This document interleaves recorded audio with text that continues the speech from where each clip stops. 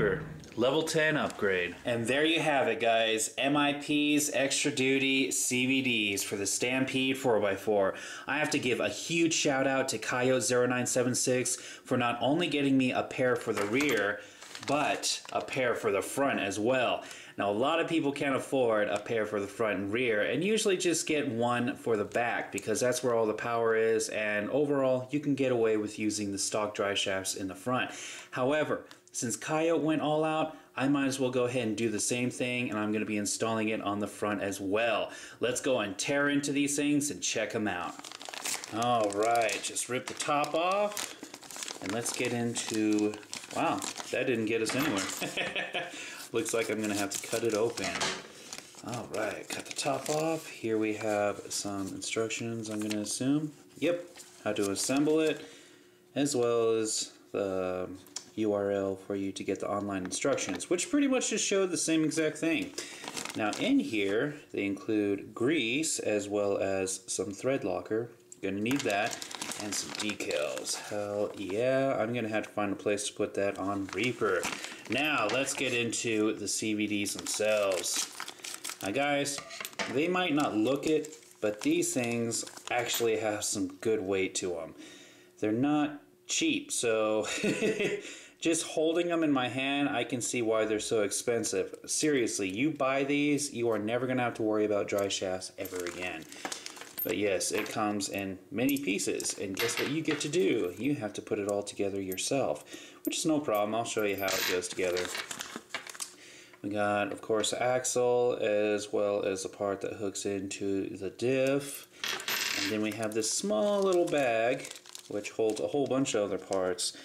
This I'm not going to tear apart yet. Now they also include metal hex hubs, which is a huge plus because the plastic ones, once they strip, they can ruin your wheel, and that's not something you want. Okay guys, so I'm just going to show you this process once because it's going to be the same process for all 4 drive shafts. Here I have all the parts laid out. Now here is the thread locker and grease. I'm going to go ahead and use a toothpick because, believe me guys, you don't want to touch this stuff with your hands. It can cause cancer due to some research. So believe me, thread locker is one of those funny things you never want to get on your fingers. We're going to start with the top of the drive shaft. So what we're going to do is, here's the part that connects to the diff gear. What we need to do is get one of these cylinders, and you'll see on one of the sides there is some thread. So we're going to go ahead and put some of that thread locker in there. Make sure there's a good amount. Then we're going to get one of these fat, flat looking grub screws. We're going to go ahead and start screwing it in there. I'm not going to screw it in there all the way. And yes, that is 2mm Allen wrench. Not an Allen wrench, but, well, yeah, an Allen wrench, but you can also use a hex screwdriver.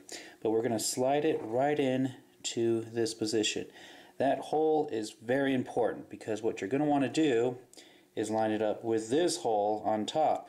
Now, this is where this little peg comes in. You'll see that this peg has a flat side to it. When you line up these holes just right, you're going to want to slide this peg right into it and have that flat side face that grub screw. Then when you screw the grub screw down, it's going to hold it in place. That way it won't move around. But the key is to getting this straight enough for you to go ahead and do that. And it's going to take a little bit of finesse, but once you get it in there and tighten that screw, you should be done with the top.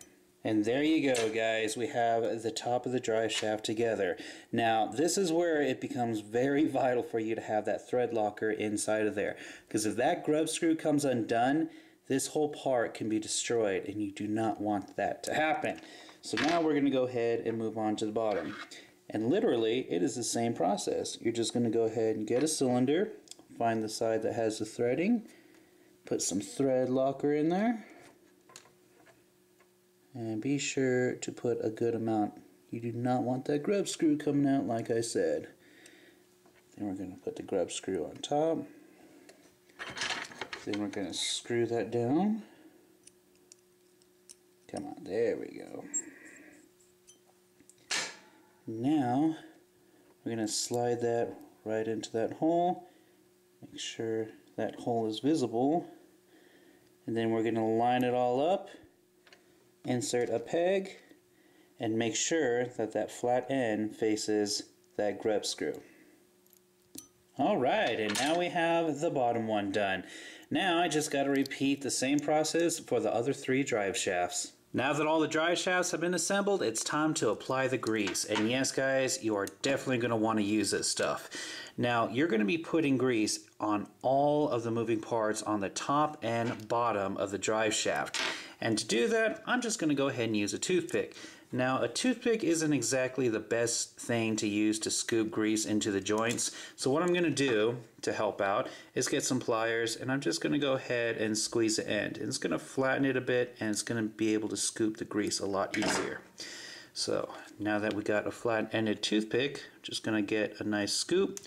And the first place you're going to want to grease is the cylinder in the middle. Now one side has a grub screw, the other side is just an empty hole. And that is where you want to go ahead and grease up. So fill that up, you know, not all the way, but you want to get a lot of grease in there. Next you're going to move to each side where there is a little slot. And we're just going to go ahead and push it all around, move it into that joint, and then we're going to do the same thing for the other side. Alright. And make sure that you do grease it up very well. Now over time, yes, you're going to want to take these apart, clean them out, and then re-grease them, because yeah, they're going to get dirty. Grease is going to attract dirt, and it's going to cause a huge issue if you don't maintenance them. So with all the extra grease, you're just going to get a paper towel and wipe it off, because the grease is already inside the joints. You don't need any extra stuff hanging on the outside. And yeah, you can go ahead and work it around, and then if you feel comfortable, go ahead and move on to the next one. If you don't, go ahead and fill up the slots and then just rinse and repeat until you're satisfied with the joint. But yes, you have to do this with every single one of the drive shafts. And there you have it. Now that the drive shafts have been assembled, it's time to go ahead and install them onto Reaper. So the first step is taking off all 4 tires by undoing the 4mm wheel nut that holds them on. After that, I need to go ahead and remove the wheel hex hubs. Now for me, I have the aluminum ones on there, so I have to undo this grub screw, and then I can go ahead and pull it off. If you have the plastic one, you can easily just pop it off. Once you get all the wheel hex hubs off, you're going to want to pull out these little bars, as well as removing the Teflon washer. Set those to the side, and next you're going to remove the top of the drive shaft from the diff, and that is held on there with one grub screw right here. Once you remove that grub screw, you can go ahead and pull off the top of the drive shaft from the diff gear, move it off to the side, and then you can slide out the rest. And now we just need to do that for the other 3 drive shafts. Alright, now that I removed all the drive shafts, it's time to point out a couple differences between the front and rear MIPs, because there is a huge difference. First of all, the ones that go in the rear cannot be installed in the front, and vice versa. You can't buy the front ones and install them in the back. The reason why is the ones that go in the front have this really thick part. That's where the bearing fits over. For the rear, it doesn't have that. Another difference is that the rears include these little bushings. Where these bushings go is that you have to take out one of the bearings, and you slide that bushing into place, and then you reinstall the bearing. What that does is it adds extra support so the whole axle carrier can handle it. Now, the last difference is the grub screws, because you cannot use the ones that came stock with your Stampede. They are just not as big as the ones that are provided with you. For the rear, they have these nice little pegs, and you have to put one on each side of the drive shaft.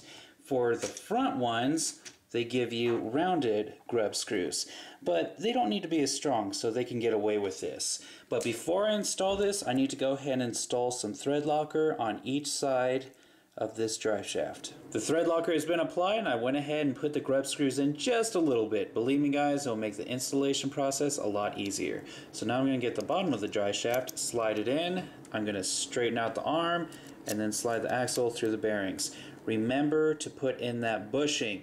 For the front tires, you don't have that bushing, but for the rear, you do. Now, I'm going to go ahead and move to the top and slide that onto the diff gear.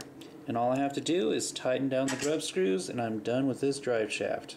And now it's time to go ahead and move on to the hex hub. So what I'm going to do is put some more thread locker in there, and then I'm going to apply a grub screw, screw it in just a little bit, and you'll see that it has one flat edge on each side. What I'm going to have to do is slide it onto the drive shaft using that corresponding flat edge. Once it's on there, hold on to the axle and pull it out all the way, and then tighten this grub screw. And I am done with this entire drive shaft now. Now it's the same exact process for the other side. Now that I'm done with the rear, it's time to swing around and install the front ones. As you can see, I went ahead and already applied the thread locker and put in the grub screws. So now I need to go ahead and straighten out the arm, and remember I don't have to put a bushing in here. And I'm just going to slide in the axle straight through the bearings and then move on to the top of the drive shaft and install it onto the diff gear and then tighten down the grub screws. Alright, now it's time to move on to the hex hub, and it's exactly like the rear, so all I have to do is put in a grub screw with some thread locker, slide it onto the axle, and then tighten down that grub screw. Just be sure to push the axle all the way out before you tighten it down. And now it's the same exact process for the other side. And all 4 drive shafts have been installed, so there's one last thing I should go ahead and mention. They do include a 4mm nut to replace the 4mm flange nut that holds down the wheel. Honestly, I'm going to prefer to use the flange nut. It fits on there and I have no issues, plus it gives you a little bit more support. Now that the tires are back on, this upgrade is done with, and I have to admit guys, this feels good to have MIPs on Reaper. I am never going to have to worry about the drive shafts again, not to mention they look good. As one final note, I'm going to go ahead and tell you this right now. The front and rear MIPs are not interchangeable, so if you buy them, make sure you're getting what you want. Because if you buy a front pair thinking that they're going to fit on the rear, not going to work, and vice versa. Other than that, I just want to go ahead and say thank you again, Coyote, for this awesome upgrade. And that was Reaper's level 10 upgrade.